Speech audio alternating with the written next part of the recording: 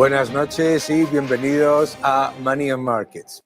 Todos los que nos veis desde España escucharéis todos los días que vivimos en la economía, la mejor economía del mundo, la mejor economía del sistema planetario. Esto es absolutamente espectacular. Un éxito sin precedentes de crecimiento económico. Pero, claro, lo que ocurre muchas veces a los que somos un poco más críticos, etcétera, es que nos acusan de, entre comillas, manipular los datos. ¿Qué significa esto de manipular los datos? No repetir la nota de prensa del gobierno, claro. Es decir, ir a los datos desagregados. Y cuando miramos a los datos desagregados, la realidad de España es que España no crece, se endeuda. Si veis este gráfico, lo que mostramos claramente es cómo el aumento de deuda pública supera en mucho el rebote y pequeñito del Producto Interior Bruto.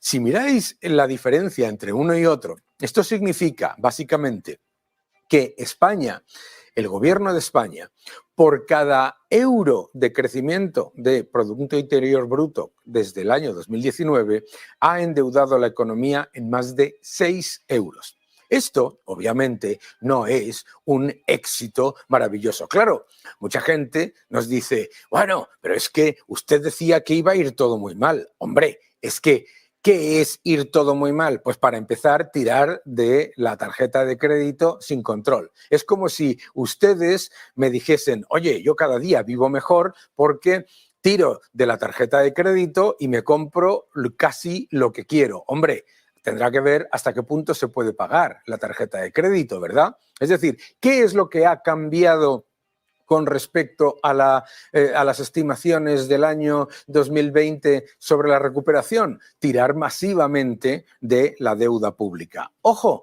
y eso se paga, eso no sale gratis. Eso no sale gratis y además, y esto es lo más importante porque ustedes podrían decir, bueno, se ha tirado de deuda pública, pero si crece la economía, eso poco a poco se va pagando y por lo tanto va bien. Ojo, porque encima tampoco. Veréis este próximo gráfico porque es espectacular. Lo que muestra este gráfico es desde el año 2019 qué es lo que ha ocurrido con la economía española. Y atención a los componentes de ese Producto Interior Bruto, porque el gobierno de lo que te habla es del agregado. ¿Cuál ha sido el factor que ha subido sin control? El gasto público. El gasto público, ¿de acuerdo?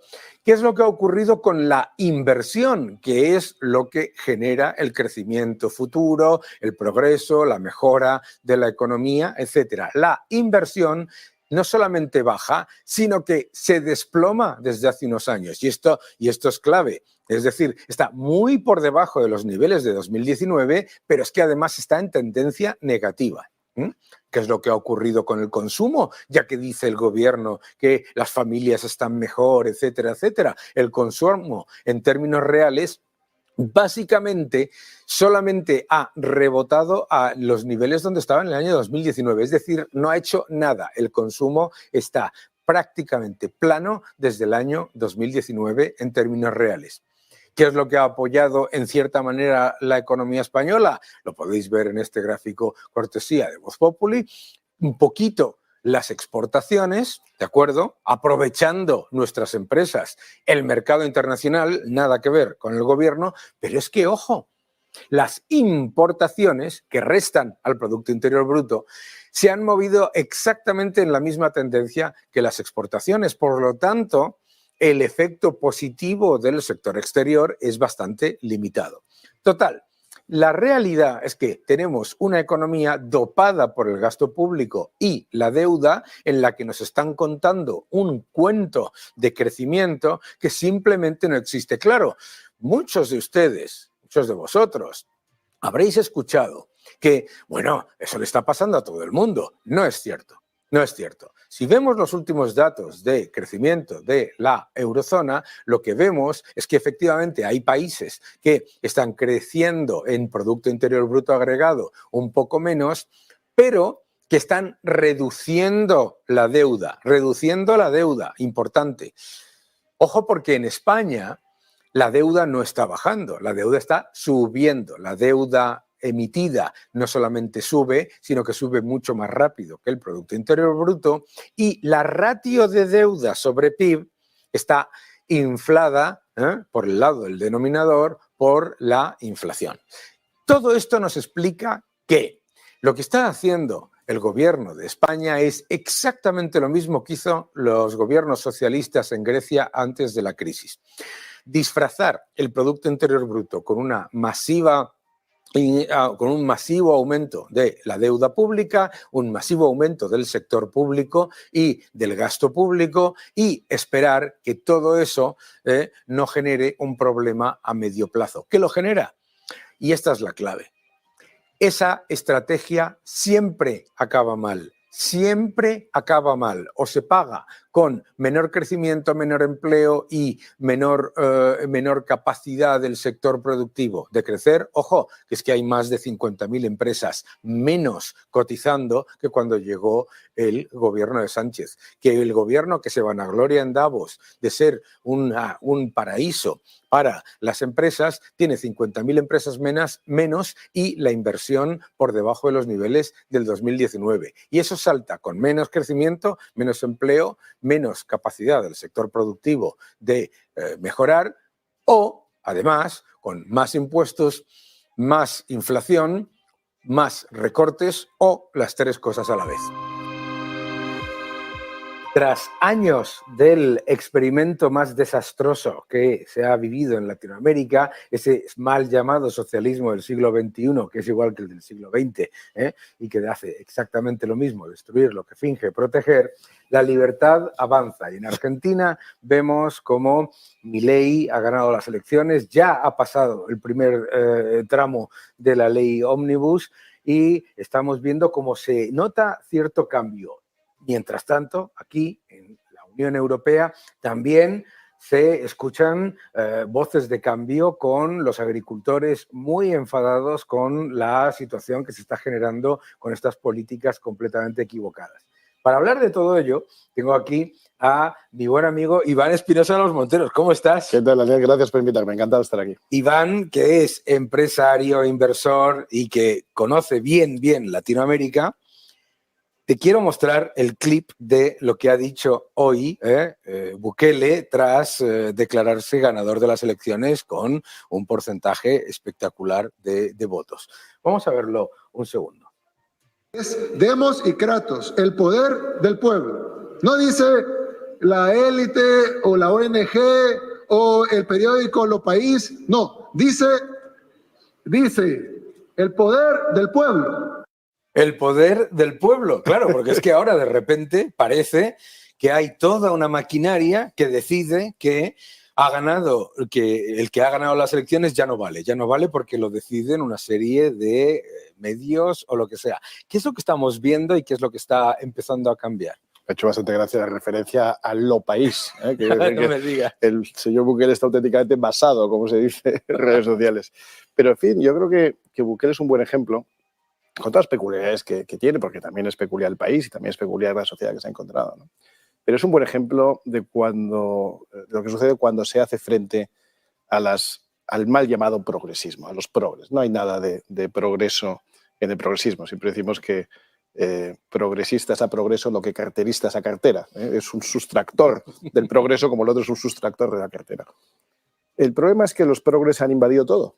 Por supuesto, los medios de comunicación es lo primero. Es muy raro ya un medio de comunicación, esta casa puede ser una excepción, pero es muy raro encontrar un medio de comunicación que no esté absolutamente infiltrado por ideas completamente equivocadas, ¿no? Y por eso es refrescante escuchar a gente de uno y otro lado del Atlántico defender ideas de sentido común con claridad. El caso de Bukele, como digo, que es peculiar, pero que desde luego es muy claro y cuando uno mira, por ir a lo más básico, ¿no? Los índices de homicidio del país. Claro. Y El Salvador ha pasado de ser uno de los países más peligrosos del mundo, a ser uno de los más seguros del mundo en muy poco tiempo, ¿no?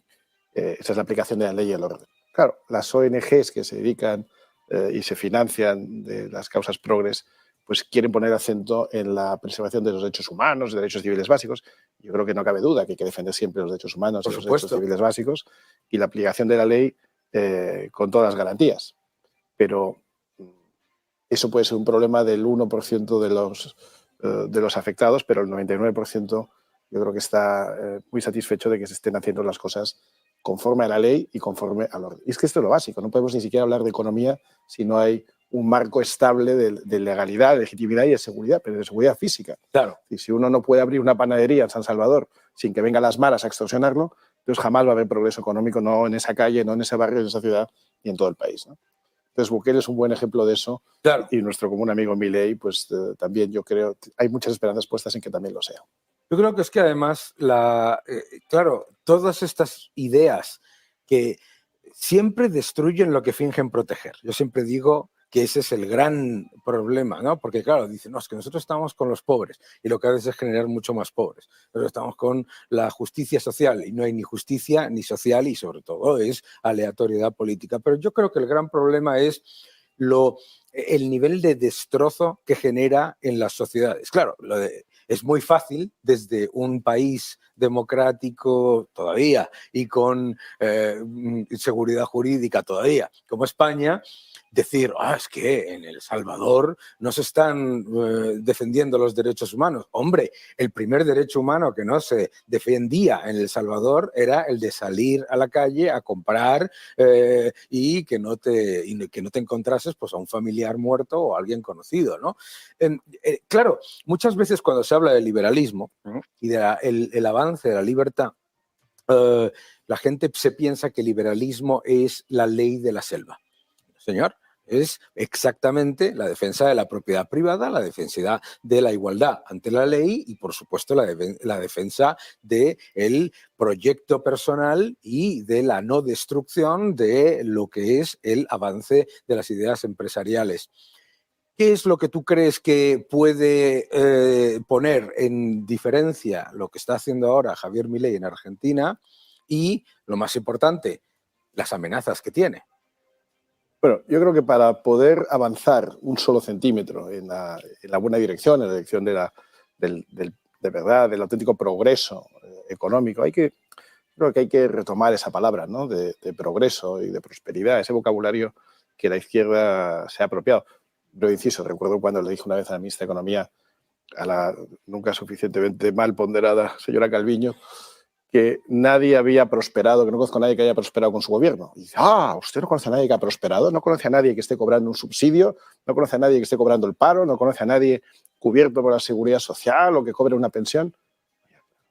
Tiene usted que cambiar de amigos. Es que eso no es prosperar. Claro, es que eso no es prosperar. Es que si pensamos que eso es prosperar, ya estamos muertos. O sea, claro. Eso es sobrevivir, eso es que un Estado se ocupe de los más débiles, naturalmente que hace falta en un Estado moderno, que nadie se quede atrás, nadie que tenga capacidad de valerse por sí mismo. Si uno está enfermo o está lesionado o es mayor, por supuesto que el Estado, que somos todos, no son los progres, no es el gobierno, sino todos los ciudadanos nos ocupamos de que esa persona pues pueda salir adelante. Pero eso no es progresar, eso no es prosperar. Claro. Prosperar es arrancar con 20 años con un trabajo muy básico, pero poder ir avanzando, poder ir creciendo, poder ir creando un patrimonio, poderse independizar a una cierta edad, formar una familia y no depender de nadie, no depender del Estado. Eso sí es prosperar, ¿no? Eso es lo que no quieren. Pero volviendo a lo que decíamos, es fundamental primero ganar la batalla del idioma, la batalla de las palabras, la batalla cultural y la batalla de las ideas. Por lo tanto, lo primero que hay que hacer es empezar a cambiar las ideas. Y eso es lo que está haciendo Bukele y eso es lo que está haciendo Milei. Sí. El discurso de Milei el otro día en el World Economic Forum en Davos es realmente, no quiero decir histórico, pero es importante. Sí. ¿Por qué? Porque ya nadie dice cosas tan sencillas, tan básicas, tan obvias, tan abiertamente como las dice Milei. Su defensa del capitalismo sin ningún tipo de complejos es absolutamente esencial para luego empezar a hacer cosas. Tú dices, ¿se va a notar lo de Milei? Pues yo espero que sí, porque hay mucha esperanza puesta en él, mucha esperanza en Hispanoamérica, y yo creo que de este lado del Atlántico también, en demostrar que las ideas correctas producen los efectos adecuados. Claro, tú decías, la izquierda destruye todo aquello que pretende proteger, especialmente a los pobres, ¿no? Claro, la izquierda se basa en que ellos son los representantes de los pobres, que no lo son, que no lo son. Pero ese es su claim, ese es lo que ellos dicen, ¿no? Somos representantes de los pobres. Entonces, ¿qué es lo que se interesa? Pues que haya cuantos más mejor, ¿no? Claro. Si tú representas a unos que son los que te eligen, lo que quieres es que haya muchos de esos. Entonces, tú eres un fabricante de pobreza. Porque si tú generas las condiciones para que esa gente prospere de verdad y se gane la vida y crees que van a dejar de votarte, pues entonces nunca pondrás las condiciones para que esa gente prospere. Y la derecha es al revés. La derecha lo que procurará, o el mundo liberal, o lo que no es izquierda, para no discutir mucho, lo que procura es el bien común, la prosperidad, el desarrollo, porque creen que eso es lo que es mejor para el país y, en definitiva, acabará volviendo en forma de votos, ¿no? Y esta es la historia. Hay que empezar a cambiar las palabras que utilizamos, el vocabulario, el lenguaje, para cambiar las ideas, para cambiar la realidad. Yo creo que estamos viendo en el caso de Milei cómo está arrancando con esa batalla primero de cambio del lenguaje que ha tenido durante todos estos años en sus apariciones televisivas. Ahora está ya en el cambio de las ideas y defender abiertamente las ideas que han generado más prosperidad en la historia de la humanidad. Y a continuación, mediante la capacidad de gobernar y de legislar, pues tiene que ponerse en práctica y, como digo, la esperanza es muy elevada. El otro día me decía un líder de centro derecha, me decía, Daniel, nosotros no estamos para dar la batalla cultural, nosotros estamos para gestionar. Y le decía, qué gran error, qué gran error. O sea, ser el fontanero del destrozo generado y de la inundación generada por el anterior. Qué error ser el contable de la irresponsabilidad fiscal del anterior, ¿no? ¿De dónde ha salido que no se tenga que dar la batalla cultural cuando es precisamente la batalla cultural la que genera, no la batalla cultural, sino la defensa de unos principios básicos, morales e ideológicos, los que ponen los pilares de una sociedad de progreso? Pero eso es exactamente lo que ha faltado en España y en Occidente. No es una cuestión solo de España, porque estas corrientes o estos movimientos son, digamos, transversales, ¿no? Pero en España especialmente, que es lo que nos afecta, eso es lo que ha pasado desde hace 20 años. Claro. Ahora se cumplen 20 años del 11 de marzo del 2004. Para mí ese es el punto de inflexión de donde se empieza a estropear España, ¿no? Claro. Donde se pierde la batalla del relato, se padecen 8 años de zapaterismo, que es de las cosas más graves que ha pasado en nuestro país, con la esperanza siempre de que al llegar los otros cambiaremos todo, volveremos a tomar el rumbo adecuado, desharemos lo que ellos han hecho y construiremos sobre ese destrozo que han hecho una nueva base para luego edificar. Y resulta que no. Resulta que llega un nuevo gobierno de 6 o 7 años que se jacta de adelantar a la izquierda por la izquierda. Me acuerdo de lo que dijo el ministro de Hacienda. Hemos subido más los impuestos de lo que quería la izquierda. Les hemos adelantado por la izquierda. Unida. Oye, pues felicidades, ¿no? Eres más progre todavía, eres peor que la izquierda, ya es difícil, ¿no?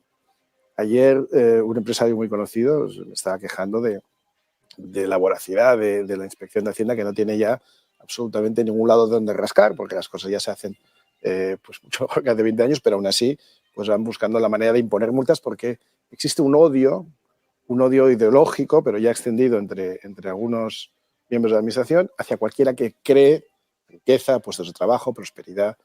Claro, así no se puede hacer. Hay como una especie de pensar que, claro, como pretende ganar dinero, tiene que ser malo. Y claro, la gente se le ha vendido este concepto completamente estúpido de la sostenibilidad basada en las pérdidas. No hay nada más insostenible que las pérdidas. Pues que eso que dices, y me parece que es una caricatura, yo lo he oído en directo. Es decir, no hace mucho, con Carmena de alcaldesa, pero un alto funcionario del ayuntamiento, cuando se estaba tramitando una licencia, que lo único que debería hacer el ayuntamiento o cualquier instancia es comprobar que se cumple la ley y fuera, y hacerlo lo más rápido posible, ¿no? Pues estaban reteniendo un proyecto, en este caso inmobiliario, porque decían, no, es que este lo que pretende es ganar dinero. Claro. Digo, no, si te parece va a venir aquí, invertir su dinero, arriesgar, tal, para ver si pierde, ¿no? Pues claro. Quiere ganar dinero, pero ¿quién no quiere ganar? Pero empezando por ellos mismos. Es que ellos son los que más dinero ganan. Y mira, cuando nos hemos ido del Congreso unos cuantos, algunos forzados y otros voluntarios, no hay paro, no cotizas el paro, entonces no llega al paro, pero tienes una indemnización si te vas, pues en función de cuánto tiempo has estado, ¿no? Y yo pregunté, ¿cuántos de Podemos han renunciado a la indemnización? Yo de no cobrar más de 3 veces esa. Claro. Ninguno. Claro. Pero si a mí en un debate en Colombia me pasó que estaba hablando con otro, entonces se estaba poniendo en duda, ¿no?, el ánimo de lucro. El ánimo de lucro era el problema de Colombia. Atención, ¿vale? Y entonces el señor que me lo decía, porque el ánimo de lucro es el gran problema en todos los ámbitos de la economía. Le dije, ¿pero dónde hay más ánimo de lucro que en el Estado? El mayor ánimo de lucro está en el Estado. ¿En dónde vas a encontrar una persona? Claro, te dicen, no, es que las empresas ganan mucho o los empresarios ganan mucho. Yo el otro día le preguntaba a alguien, ¿usted quién cree que gana más? ¿Un banco que invierte 50.000 millones y gana 1.000 millones o una persona que no invierte nada y lo fastidia todo y gana 80.000 euros al mes, como Yolanda Díaz? ¿Quién Claro. gana más? Bueno. Desde luego no es el banco, es Yolanda Díaz. Pero más ya desde un punto de vista lógico, ¿no? Que asumamos que eres un progre, que tú sabes más que los demás, los políticos progres saben más que los demás. Y De todo. De todo, ¿no? Entonces tú tienes la función de extraer la mayor capacidad de renta de la sociedad para administrarla tú mejor que ellos, ¿no? Bien. Bueno, querrás que haya cuantos más impuestos mejor, claro. Luego querrás que la gente gane cuanto más dinero mejor, que las empresas ganen cuanto más dinero mejor, porque como su pago de impuestos es una proporción de lo que gana, pues será bueno que gane. Oye, pues no. Claro que no. No, es decir, quieren arruinar a las empresas, arruinar a los autónomos, arruinar a las pymes, a los comercios, y luego que paguen los ricos. ¿Pero qué ricos? Claro.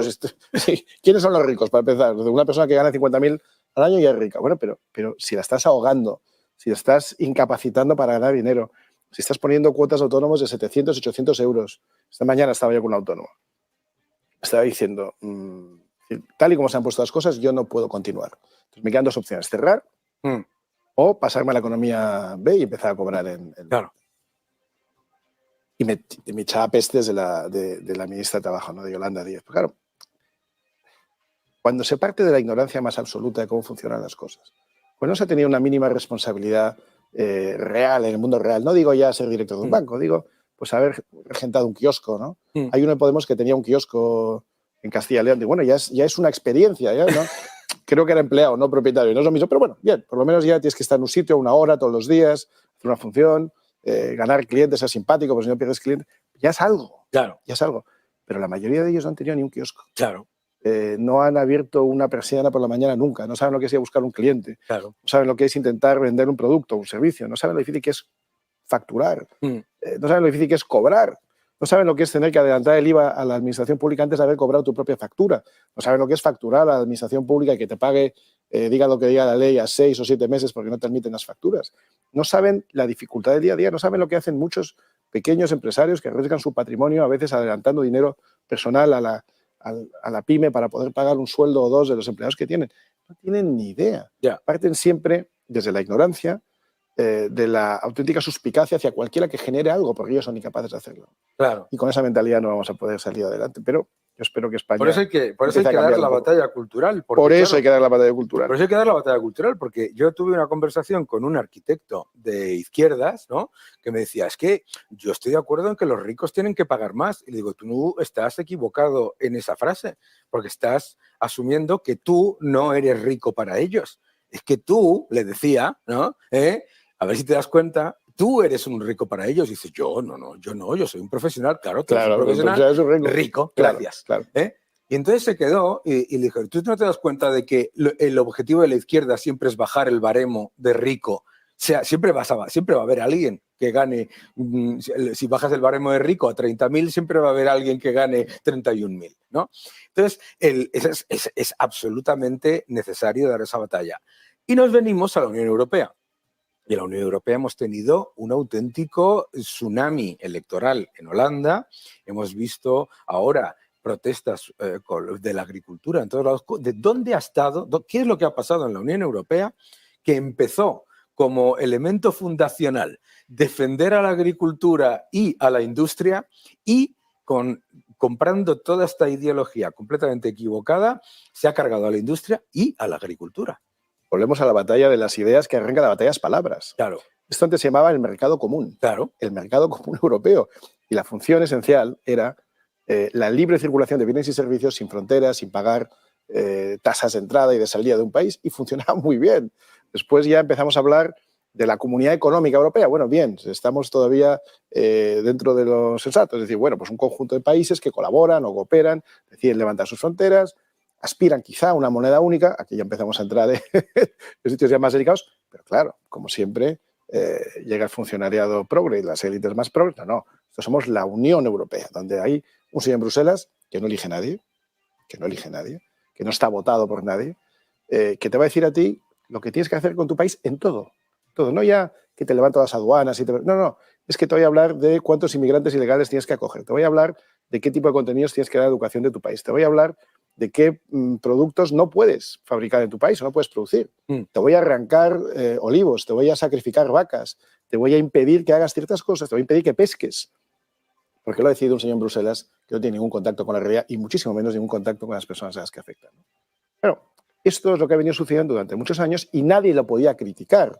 Porque si tú criticas a uno de tu gobierno, bueno, pero como critiques al gobierno de la Unión Europea, entonces eres un fascista, una extrema derecha, antieuropeísta, Spexit, lo que quieras, ¿no?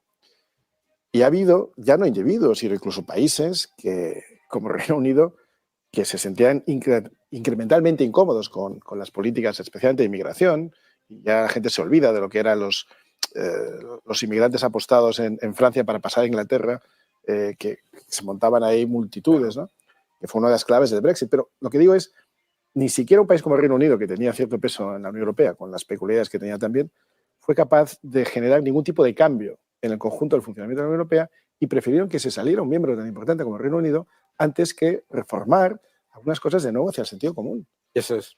Y todo esto es lo que está haciendo muchísimo daño a Europa y lo que está, y de nuevo, aquello que pretenden proteger es justamente lo que están destruyendo, que es las bases de la prosperidad del conjunto de países que forman la Unión Europea, que iba bastante bien orientado y que ahora se ha convertido en un instrumento de los progres para, pues para ir destruyendo cualquier tipo de actividad económica y sobre todo para ir insertando las ideas más equivocadas en el conjunto de la población.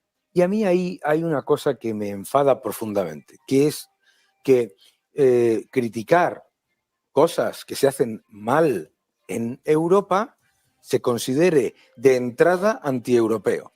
Pero vamos, y dices, no, es que claro, Daniel, si criticas el cierre de las nucleares, eres antieuropeo. Y ahora que en la Unión Europea se han dado cuenta de que han cometido el mayor error estratégico de la historia en su estrategia energética, con todo eso, entonces ahora eso no es antieuropeo. Entonces, ¿qué pasó? Que yo era antieuropeo antes y ahora no soy antieuropeo, ahora que la energía nuclear Claro. ha pasado a ser verde. Hombre, es que precisamente un proyecto que merece la pena defenderse es un proyecto en el que tiene que haber disenso y en el que tiene que haber debate. No puede ser una cosa como de las precuelas de Star Wars, en el que viene Palpatine y le dice a todo el mundo qué es lo que se tiene que hacer, ¿no? Pero fíjate que además, si esto es antieuropeo o no, lo decide la izquierda. Eso es. Es decir, porque si tú decías eso, efectivamente, si tú criticabas la política energética, que ha sido un desastre, ¿no? Un desastre.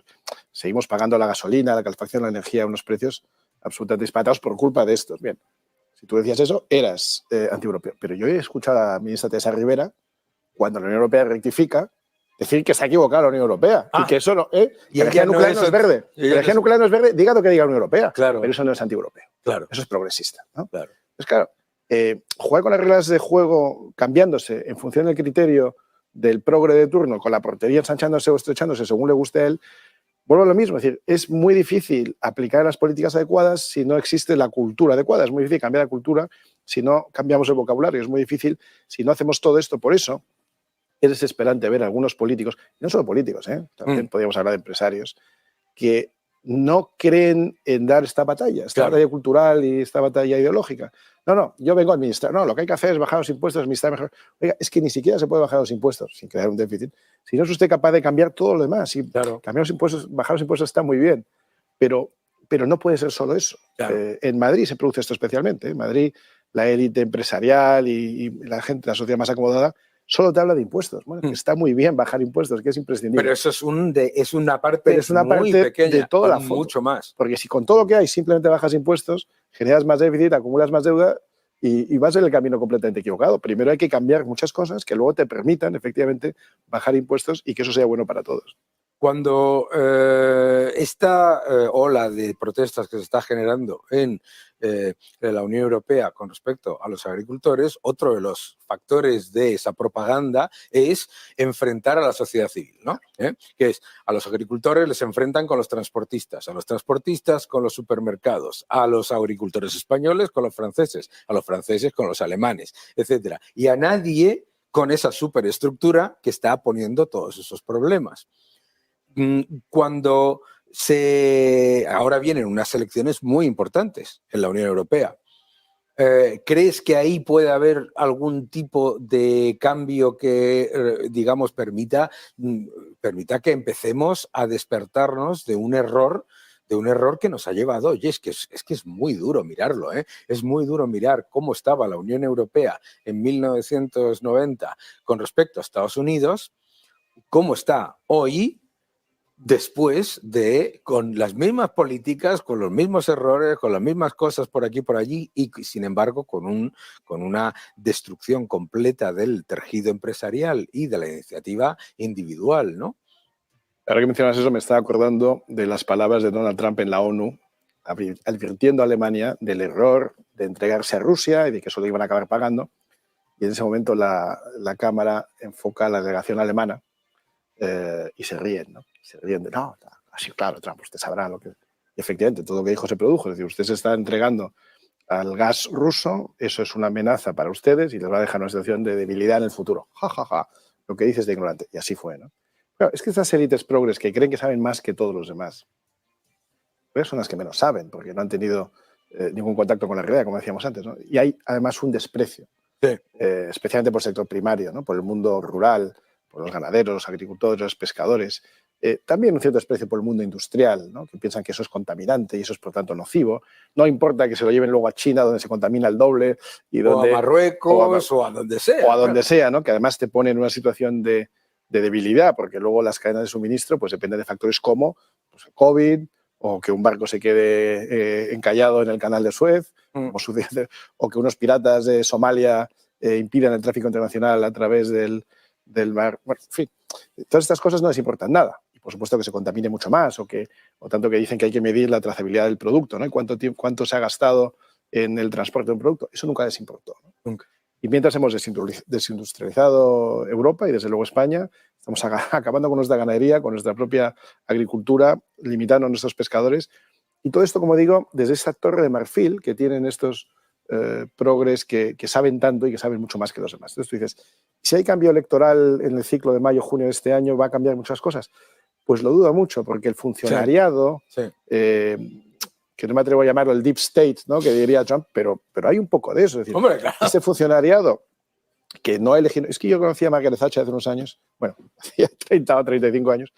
Me acuerdo muy bien cuando hablaba de los funcionarios de la Unión Europea y decía, those self-appointed bureaucrats, ¿no? Sí. Esos burócratas que se han autoelegido a sí mismos, ¿no? Que es verdad. Es decir, ¿quién les ha elegido para decirme qué olivos tengo que arrancar, qué vacas tengo que sacrificar, qué transportes no puedo realizar, por qué no puedo viajar en avión mientras ellos van en sus aviones privados a Davos, por qué no puedo consumir productos nacionales, por qué tengo que permitir que tenga aquí productos de otros países que no cumplen la misma normativa que la mía?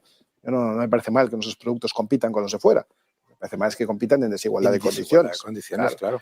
¿Por qué usted tiene que decidir esas cosas si nadie le ha elegido para ello? ¿Quién le ha otorgado ese poder, ¿no? Claro. Entonces, el cambio en la Unión Europea es muy difícil, porque aunque hubiera un cambio político que es deseable, es difícil que se produzca un cambio en esas estructuras que están ya muy anquilosadas, ¿no? Pero es muy deseable, claro que sí. A mí una de las cosas que me enfada es que, claro, ahora con estas protestas a los agricultores se les está diciendo lo siguiente: no se preocupen ustedes, es verdad que a ustedes les hemos crujido impuestos y a trabas burocráticas, etcétera, cierto, estamos de acuerdo, pero no se preocupen que le vamos a crujir a impuestos y a trabas a los otros también. A los demás, sí, claro. Claro. Eso, y claro, eso es el cuento más tremendo de la historia, porque claro, tú empiezas a ponerle aranceles en la frontera a los otros y ¿quién lo paga? El consumidor europeo. Y tú has dicho una cosa antes, es alucinante, ¿eh?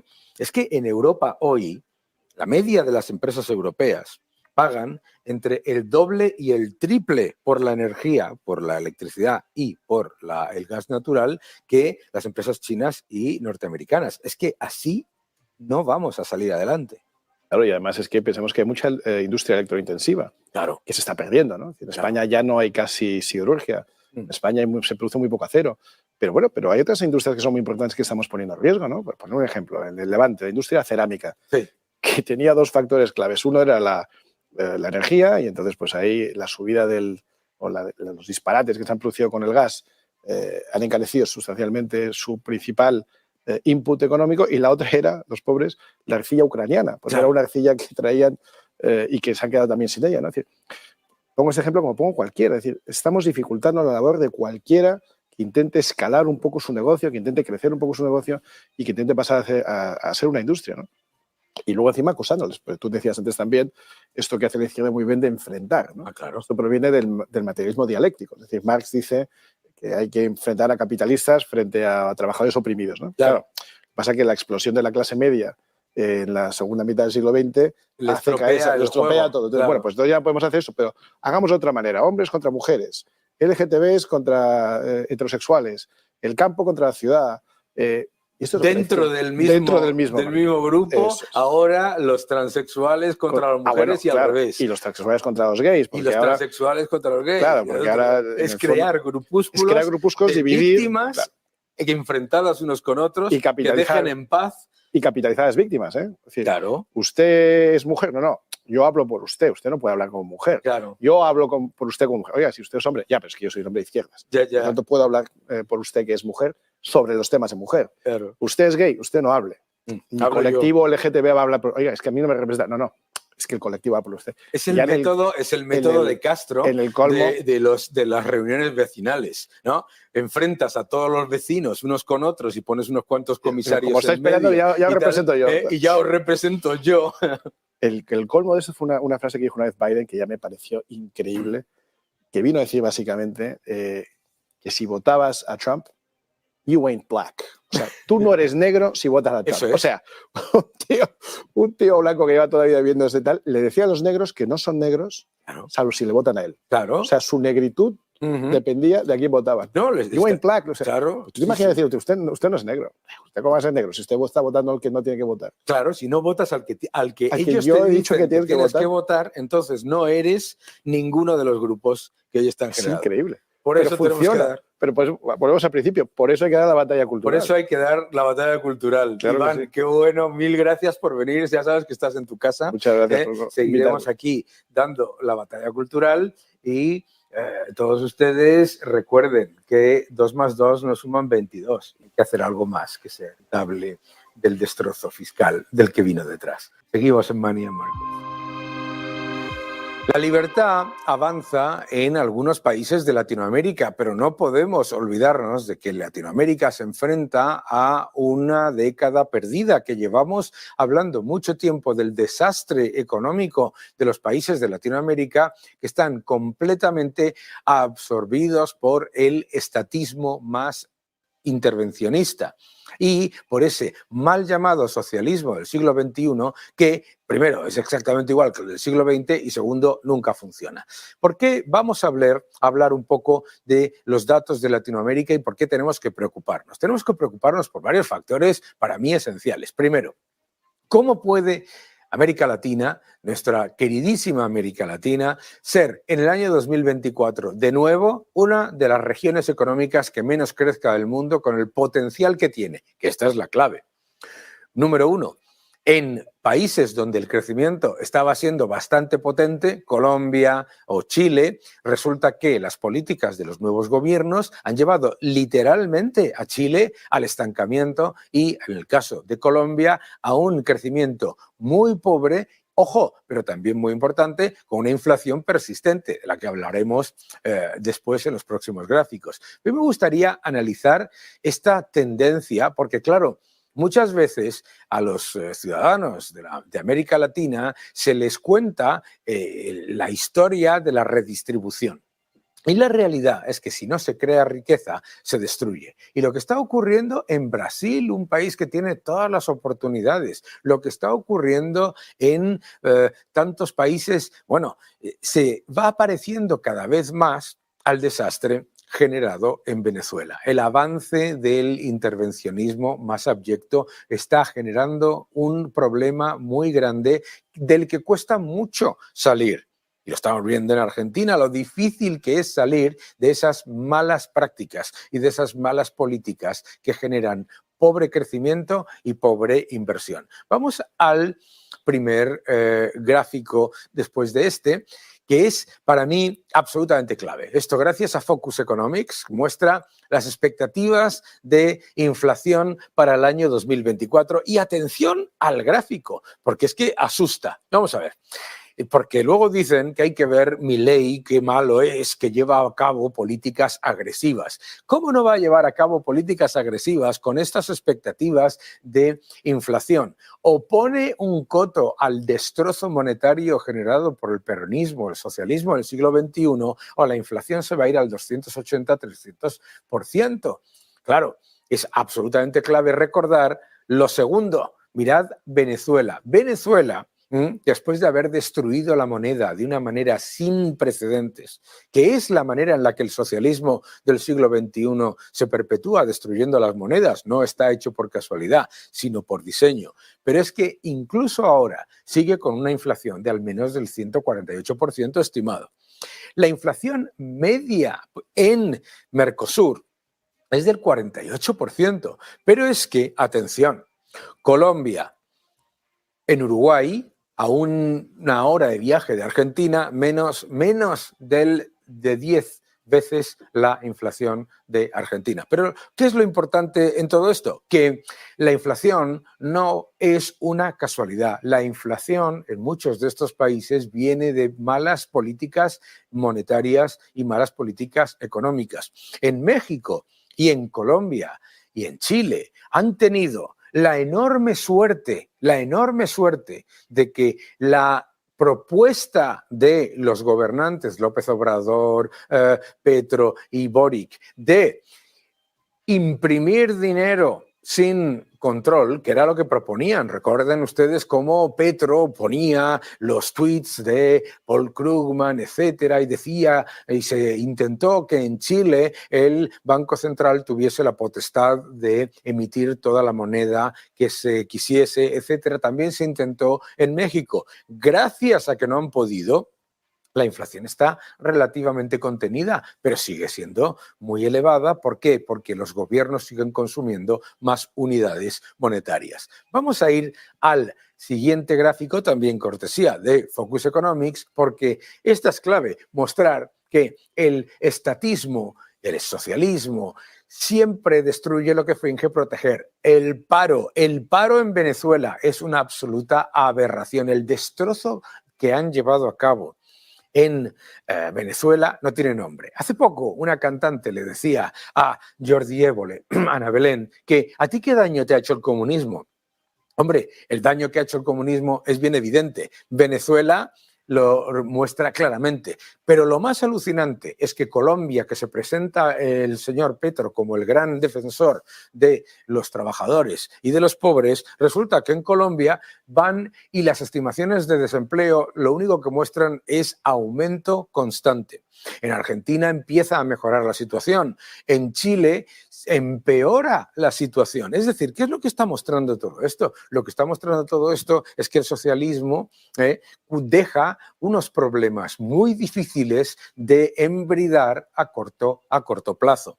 Si veis el próximo gráfico, que este es ya para alucinar, la importancia de llevar a cabo políticas adecuadas. ¿Cómo puede estar Latinoamérica, esta región que tiene todo el potencial con expectativas de crecimiento del 2, 1,6%, de países no desarrollados, sino de países completa y absolutamente estancados? Es que son cifras tremendas. ¿Cómo puede ser? ¿Cómo puede ser que Chile haya pasado de niveles de crecimiento del 3 y pico por ciento al 0,1? Hombre, ahora esperan en 1,8. Veremos qué es lo que pasa. Veremos qué es lo que pasa en México, que México ha perdido la convergencia con el crecimiento de Estados Unidos y ahora resulta que pierde también convergencia con el mundo. En el caso de Brasil es muy evidente cómo ha perdido crecimiento, inversión y también cómo se espera un fuerte deterioro del desempleo. Estos factores se ven muy claramente en el próximo gráfico. En el próximo gráfico podéis ver algo que a mí me parece esencial, que es ese deterioro del potencial, ¿no? 2022, 2023, estas son estimaciones de un panel de consenso que es fundamentalmente diplomático. Ojo, son más de 20 analistas, 20 casas de análisis que recopila Focus Economics y que son fundamentalmente diplomáticos. El único país en el que se espera un fuerte repunte del crecimiento es Argentina gracias al cambio de políticas, pero es que en el resto estamos hablando de niveles de crecimiento muy por debajo de su tendencia, muy por debajo de lo que deberían y muy por debajo de su potencial. Este es el problema de América Latina. El problema de América Latina es que cuando gobierna la izquierda decide tomar las políticas más dañinas y que luego, cuando hay cambios, los gobiernos tienden a ser extremadamente acomodaticios con los destrozos generados por los anteriores. Por lo tanto, se ha ido creando un problema de estatismo que claramente lo que no tiene es ningún viso de libre mercado. Es tan importante, por lo tanto, implementar políticas de libre mercado y de apertura porque es con la única manera de destapar el potencial de una región que tiene todos los ingredientes para crecer, para recibir inversión y para mejorar. América Latina se lo merece y sus ciudadanos mucho más. Muchas gracias por seguirnos y hasta la semana que viene. Seguid defendiendo la libertad.